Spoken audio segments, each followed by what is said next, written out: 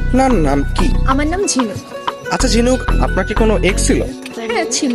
আচ্ছা ঠিক আছে, আপনাকে একটা ডেয়ার দিয়ে পূরণ করতে পারবেন? জি, ট্রাই করা যায়।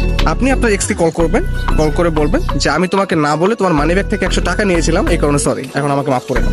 আচ্ছা ঠিক আছে, কল করছি। আচ্ছা। হ্যালো, হ্যালো, হ্যাঁ কে? আমি ঝিনুক। কোন ঝিনুক? তোমার এক্স।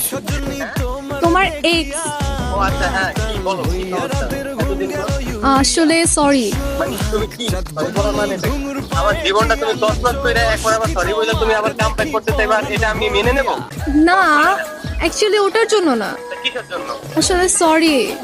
হয়টা কিসের জন্য বলবো তো আমাকে? আমি না বলে তোমার মানি ব্যাগ থেকে 100 টাকা নিয়েছিলাম। কি বললা?